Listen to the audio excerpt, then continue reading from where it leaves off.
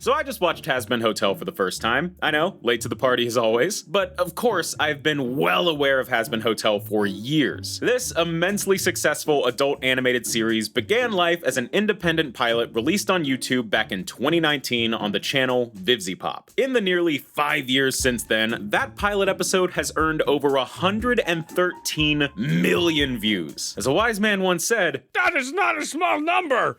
That is a big number!" So, as Hazbin blew up and took over the internet, a full series obviously entered production and premiered on Amazon Prime back in February. It's now October, so what better time to finally talk about it? So you know the drill by now. It's time to recap the story of Hazbin Hotel so far with a bunch of dumb jokes and even dumber drawings. This is everything you need to know about Hazbin Hotel Season 1. But first, I don't do this a lot, but I do feel like I should maybe issue a bit of a content warning here. Hazbin Hotel is a much more adult show than I usually cover, and not just in its humor like Smiling Friends or something. The story this show tells does go to some more serious places. There are moments that depict violence and abuse, there's blood, things like that, and the show overall includes heavy discussion of religion, and not necessarily in the most positive ways. So if any of those are sensitive subjects to you, I just thought I'd let you know before we dive in. We good? Cool. So, the story begins in hell. Yes, actually, it's not a metaphor, it's actual hell. From religion. And this place is pure chaos. Violence runs rampant through the streets as demons just kind of do whatever they want, indulging in their sins, I guess. But in hell, we meet a girl named Charlie Morningstar. She is the daughter of the king of hell, Lucifer, which makes her the princess of hell. That's how that kind of thing works. And Charlie, along with her girlfriend Vaggie, are about to make a big announcement on the news. See, hell's got a bit of a population problem, and heaven became concerned that if the population of hell grew too big, then they could all start a revolution against the other side. So once a year, heaven sends down a fleet of exorcists to exterminate a portion of the population. Not 100% sure how dying in hell works, but it seems to happen a lot. I was gonna make a joke about dying in hell sending you to like super hell or something, but then I remembered the show already did that joke for me. I'm gonna kill him. Too late, Toots. Wait, would that make me double dead? Where exactly do I go? To double hell? So, moving on. Either way, Charlie wants to find a way to stop these attacks and help save her people. And she's a pretty optimistic person for being Princess of Hell. She really cares about her people and works to see the good in all of them. So she plans to open a facility called the Happy Hotel, a place where demons can come to be rehabilitated in the hopes of being redeemed and sent to heaven, thereby circumventing the whole population issue. She goes on the news and sings this big musical number to convince people of her idea, and of course, everyone thinks it's the dumbest thing they've ever heard, and she's laughed all the way back home. So yeah, didn't go great. But at least the hotel does have one client. His name is Angel Dust, a rebellious adult actor who's really just pretending to care about the rehabilitation thing for the free room and board. And when we meet him, he's joined up in a local turf war against this supervillain snake guy with a blimp, Sir Pentious. Not exactly making a great name for the hotel. But one person who caught that news broadcast did take interest: Alistair the Radio Demon. He's some ultra-powerful demon who appeared in hell kind of out of nowhere, and as soon as he showed up, he started wreaking havoc on even the most powerful of demons, called overlords, stealing their souls and broadcasting their torture over the radio waves to send a message to the rest of hell. So he's clearly not the most stable or safe guy to do business with, but he wants to help build the hotel. Not because he thinks it'll work, but because he's bored. Now obviously, collaborating with an infamous demon of torture probably won't convince your clientele to take interest in your business, or buy your Lunchables ripoff. Can I include that? Which one's the demon? You guess. I'm salty. That means I'm full of electrolytes. Okay, where was I? With the hotel experiment in dire straits, Charlie is willing to take any help she can get. So she does accept Alistair's help, but without explicitly making a deal with him. He's one of those demons who traps people into doing his bidding by making fiery handshake deals for people's souls. Kind of like Bill Cipher, you know what I mean. But Vaggie and Charlie know better than to fall for that kind of thing. Either way, Alistair calls in some favors from some other demons who owe him, filling out the hotel staff with Nifty, a hyperactive little one-eyed demon girl to keep the hotel clean, and Husker, an angry gambling tuxedo cat with a top hat and bright white-wed bullwings. I think I'm really starting to like this Hazbin Hotel.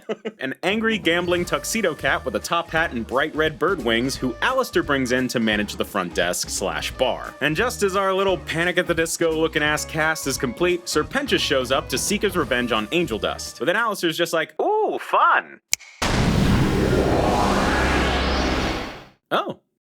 Well, alright then. And with that intense display of power, the gang all pile into the now renamed Hazbin Hotel and get to work. A week later, the gang is trying to figure out how to market the hotel, and everyone sounds different. It's like literally every single person has a different voice. But no time to think about extensive recasting right now. Charlie gets the call of a lifetime. Or an after-lifetime. I don't know. An opportunity to meet face-to-face with the leader of the Angel Army. A perfect chance to sell heaven on the Hazbin Hotel experiment. Charlie then strolls through town just belting out a big opening musical number, because when you recast your lead with Erica Henningsen, aka Katie from Mean Girls on Broadway, you gotta get your money's worth. So one big show-stopping musical number later, and Charlie meets with an exorcist angel named Lute and Adam, the first soul to ever enter heaven, the leader of the Angel Army, and a massive douche. Dude just absolutely wastes Charlie's time by ranting about random junk until Charlie, having had enough, just bursts out into her sales pitch on the Hazbin Hotel. To which Adam is just like, oh, you can't be serious. That's the dumbest thing I've ever heard. Also, we just decided the next extermination is gonna happen about 6 months early. I'm voiced by Alex Brightman, by the way, can you tell? Beetlejuice, Broadway, yeah, get ready for a lot of these theater references. Bye-bye! Right, so this is more than just Adam being a dick because he can. During the last extermination, the exorcists found the body of an angel left decapitated in hell. Someone managed to kill one of the exorcists, which has apparently never happened before. People didn't even think it was possible, so now Adam is out for pure revenge. Not only is the Hazbin Hotel struggling to gain any favor with the people of hell, but now it's facing the ticking time bomb of another extermination in just a few months. Meanwhile, deeper in hell, we meet the V's. Vox, Velvet, and Valentino. And if Alistair is the radio demon, then I guess you could call Vox the television demon controlling much of Hell's TV broadcasts. Velvet, the influencer demon, being all about fashion and Instagram and stuff like that. And Val, the, adult entertainment demon. You get it. And like, yeah, I know we're in hell and everything, but these three are actually pure evil. They're manipulative, possessive, and abusive in basically every way. So of course, they're also incredibly powerful and run a lot of Hell's media corporations. An Amazon original, huh? And the V's have a real vendetta against Alistair. Vox once asked him to join their team, but when Alistair turned him down, he got real petty real quick, and now sees Alistair as a threat to their empire. So the V's send in a down-on-his-luck Serpentius to check into the Hazbin Hotel, pretending to seek redemption, but with the real intent of having a spy on the inside to keep an eye on Alistair. But when Serpentius gets caught not even 12 hours later, the V's just straight up abandon him, and he panics, breaks down, and accepts his fate. And they could have easily just stomped him out for attacking them and trying to screw over their entire operation right then and there.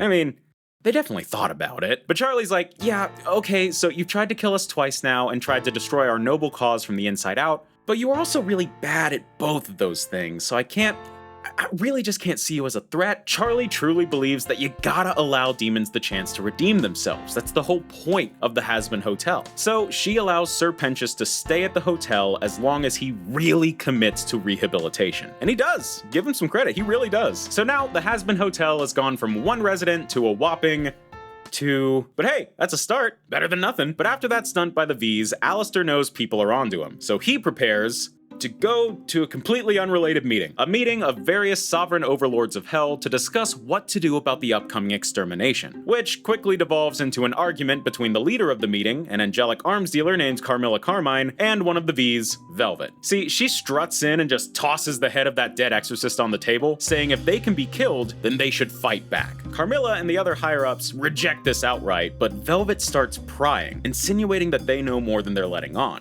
And fair enough, she was exactly right. Carmilla killed that angel, and she's keeping it a secret to try and keep the peace in hell.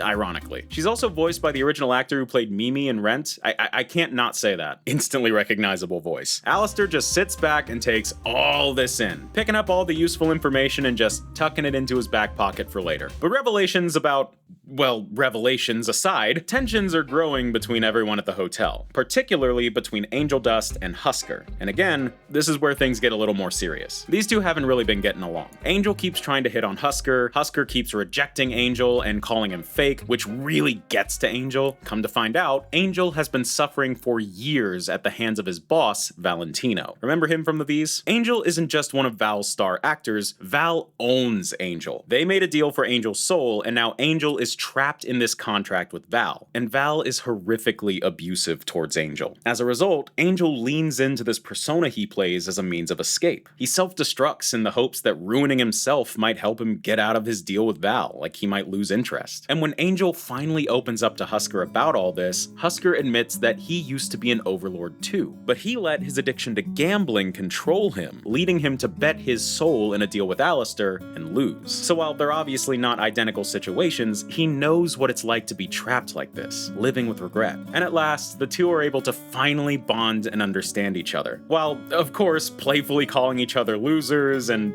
a myriad of less appropriate words, all to the tune of the catchiest damn song I've heard. Good Lord, this won't leave my head no matter how hard I try. But yeah, Angel and Husker both know they're still trapped in their deals and things aren't gonna get easy, but being honest with each other and opening up about their pasts and their feelings helps them feel less alone, less trapped. It's really sweet. And you can start to see how Angel, despite starting the show out completely dismissive and uninterested in rehabilitation and redemption, actually is growing and forming real connections with everyone at the hotel.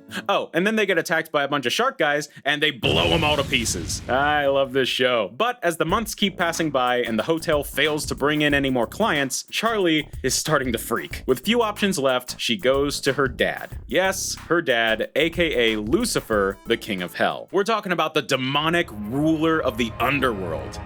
Who makes rubber ducks? Yeah, Lucifer's a bit of a loser. Lucifer? Not exactly what you'd expect from the King of Hell. I mean, dude's played by Jeremy Jordan from Newsies. Charlie and her dad have a weird, awkward relationship. They're not particularly close. Lucifer doesn't even really know how to be a dad, but when Charlie rings him up to ask for help with the hotel, he immediately zips over, eager to impress. For some reason, then Lucifer and Alistair immediately go into this big musical number competing for which one gets to be Charlie's father figure who helps steer the direction of the hotel and stuff like that. I get this is setting up their dynamic, but it kind of comes out of nowhere. Yeah, it was a bit of a whiplash moment, felt weird. But anyway, Charlie gives her dad the whole pitch for the hotel and rehabilitating sinners to get into heaven, yada yada yada, and then asks if he can help her gain an audience with heaven. Not just Adam, she wants to go all the way to the top. But Lucifer is dismissing the whole thing, really poo-pooing Charlie's dream. But after Charlie finally puts her foot down, Lucifer admits that he's tried this whole thing before. He also dreamed of giving his people another chance at redemption, but heaven just completely squashed him. This lets Charlie and her dad bond, basically for the first time ever, and gets another ballad for Jeremy Jordan to do his classic straight-tone tenor belt on. What? I'm a theater kid. Are you surprised? So yes, Lucifer gets Charlie the meeting with heaven, but he can't go with her. But that's okay, Charlie's gonna have her girlfriend Vaggie by her side, and Vaggie is nervous. I'm sure that's just totally normal stage fright and is no way foreshadowing anything about her character. Anyway, in heaven, Charlie and Vaggie meet Sarah, basically the head honcho of heaven as far as we can tell, and Emily, who's like, is Sarah's apprentice? Second in command? I don't know, they have kind of a mother-daughter relationship going on, but their actual relationship to each other is never really described. Anyway, they show Charlie and Vaggie around heaven before their meeting, which draws the attention of Adam and Lute. So, to try and mess up their plans, Adam confronts Vaggie with a little bit of blackmail. See, Vaggie, this entire time, has been an exorcist. Or I guess, ex-exorcist? She used to be an angel from heaven who worked for Adam, killing countless demons during the exterminations. But when the other exorcists caught Vaggie showing mercy to a few of the demons, she got beat down, kicked out of heaven, and had her left eye and wings cut out. absolutely brutal. Not long after that is when she met Charlie, and, well, the rest is history. Adam dangles all of this over Vaggie to threaten her with an ultimatum. Either Vaggie leaves Charlie, works for Adam again, and puts an end to this whole redemption thing, or Adam spills the beans on Vaggie to Charlie. So, heading into the meeting with the higher-ups of heaven, things are pretty tense. Charlie's gotta prove to all of these people that sinners can change and possibly be redeemed. And of course, absolutely no one is buying it, least of all Adam. And as a way of pleading her case, the court observes the Hazbin Hotel's first guest, Angel Dust, to evaluate his behavior. And while things started off rocky, with him being on a night out on the town with his friends where there's a bunch of drugs and alcohol and stuff like that, ultimately it was clear that Angel Dust had changed and was acting selfless the whole night. Charlie's like, see? He has changed, so why can't he get into heaven? And everyone's just like, It was at this point that Charlie realized that no one in heaven even knows what the qualifications are. Anytime she asked what got people into heaven, she couldn't get a straight answer. And Adam just gets fed up with the whole thing and starts taunting Charlie, saying he can't wait for the next extermination in front of everyone. Now you might wonder why that's a big deal. Well, in a conversation between Adam and Sarah earlier, we learned that the only angels who were allowed to know about the exterminations are the exorcists, meaning every other angel in this room, including Emily, has had no idea that heaven is slaughtering thousands of hell's citizens every year. This news absolutely disgusts Emily, who fully joins Charlie's side. Mass hysteria breaks out in the courtroom, culminating in Adam just going screw it and dropping the bomb that Vaggie was an exorcist the whole time, Sarah then ruling the court against Charlie and sending them both back to hell. That went poorly. Charlie is distraught and heartbroken. The extermination is in a month, and Adam fully plans on wiping out the hotel first and foremost. Things are getting pretty down to the wire, and Alistair, noticing an opportunity, sneaks off to speak with Charlie alone. See, that key piece of information that Alistair got earlier, that Carmilla Carmine managed to kill an exorcist which were previously thought to be invincible, Alistair's just been keeping that tucked away in his back pocket for a moment like this. Charlie still believes the exorcists are indestructible, but Alistair's like, Charlie's like, what? But Alistair's all, I didn't say anything. Maybe. He's teasing at this key piece of information he's got that could turn this entire situation around, but insists that if Charlie wants to know, she's gotta make a deal with him. And so, with her back against the wall, Charlie shakes hands with Alistair. It goes all whoosh. She doesn't sell her soul or anything, but now she owes Alistair. Either way, after Alistair tells Charlie what he knows, Charlie sends Vaggie off to find Carmilla Carmine and get her on their side so they can learn how to defend themselves against the exorcists. It turns out Carmilla was already able to put two and two together, noticing that Vaggie is an angel herself. So she just starts beating her up, partially to show her the flaws in her own fighting style, which they can then use to strategize against the exorcists, and partially probably just because she wanted to. She tells Vaggie that the steel used for angelic weapons, like the spear she's carried with her the whole show, is basically the only thing that can kill an exorcist. She is an angelic arms dealer after all, and she knows her stuff. Huh. Would you look at that? I didn't know that could happen. Meanwhile, Alistair takes Charlie off to the pleasantly named Cannibal Town. Population decreasing. They're here to meet Alistair's friend and another overlord named Rosie. Alistair and Charlie ask for her help defending hell against the angels, hoping she could supply some of her cannibals as troops, which she actually accepts pretty dang happily. But Charlie still has to convince the citizens themselves, which she does, of course, through song. And people are generally receptive, but really it's the promise of free angel carcasses to eat that convinces the cannibals to join up. So we've got our army. Cannibals armed with angelic weapons from Carmilla, and of course, the gang back at the hotel. The day of the extermination finally arrives and the fight is on. Adam and his exorcists swoop down from heaven, but Alistair summons this big green orb to protect the hotel. And the use of angelic weapons is totally working. Even Adam didn't know they were weak against their own weapons. Everyone's running around and flying and slicing and stabbing and shooting. It's a free-for-all. But eventually Adam's just had it and is like, boop. Huh. Apparently dude could have just popped that shield the whole time, but didn't. He just waited until it made him really mad. He flies down and starts to face off with Alistair, who is absolutely wrecking him, until one keen blow from Adam slices Alistair's little microphone stand thing in half, which I guess is some sort of power source for him because suddenly he gets real weak and just pieces out. So with Adam now running free, Serpentius decides to arm up his weaponized blimp and take Adam on himself, and whoa!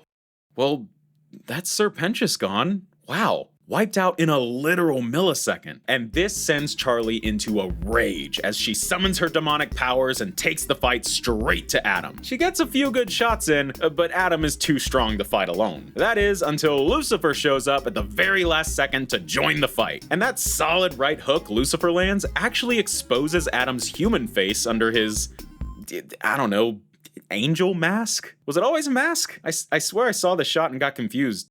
He looks like Lyle Wrath. Either way, Lucifer and Charlie team up and send Adam careening toward the ground, leaving an impact crater where he lands. Lucifer then just goes ballistic on Adam, beating him within an inch of his life until Charlie pulls him back. But Nifty delivers the final blow anyway. Whoops, Adam's dead, and hell wins! What a surprise. Everyone's safe for now, but a lot was lost. Not just Serpentious, the hotel is completely destroyed. But with the gang now more inspired than ever, they rebuild the hotel bigger and better. Things aren't all happy endings though. With the power structures shaken up, the V's are now plotting to take advantage of the lack of stability and take hell for themselves. Alistair, recovering from his battle, seems to be plotting some larger scheme for control that can only take shape once he gets out of his deal. That's right, the guy who's been stealing people's souls for God knows how long, he made a deal with his soul that's keeping him trapped. And however he's gonna get out of that, it looks like he plans to wreak havoc. But for now, he's keeping it chill. Meanwhile, up in heaven, a huge upset happens as Serpentious rises up as an angel after his death in hell. Looks like he really did manage to redeem himself and get into heaven. Charlie was right. But speaking of angels, we see Lute, Adam's right-hand exorcist, reporting to someone on a beach. She says that Adam is dead, a deal this person made is done, and now Lute is in charge. So it seems like all of this was maybe more anticipated by the angels than they let on. Lute tells this mystery woman that Charlie is becoming way too big of a problem and that if this person wants to stay in heaven, they gotta go do something about it. This is Lilith, Charlie's mom, someone who we really haven't seen or heard much of yet. So we got our season 2 set up. The Hazbin Hotel is a proven redemption center, villains are making plots, and it looks like a messy family reunion is right around the corner. But until then, that is the story of Hazbin Hotel so far. And overall, this show is fantastic. I mean, striking visuals, fun characters, genuinely amazing songs, and a story that can be both incredibly silly and incredibly serious while balancing the two really well. I mean, what's there not to like? I mean, if I had to criticize, I would say it feels like they maybe crammed a bit too much story into not enough episodes. Between the pilot and the main series, there's only 9 episodes in total, and that does lead to certain story elements feeling a bit rushed or like they came out of nowhere. Like that random musical number between Alistair and Lucifer. That whole competition thing between the two of them didn't really get any build-up and it never came back. It feels like they were maybe a bit worried that Hazbin would only get this one season, so they really made sure they could tell the entire arc in the time they had. But of course, Hazbin Hotel has been an incredible success. So not only are we definitely getting a season 2, they've legit already announced seasons 3 and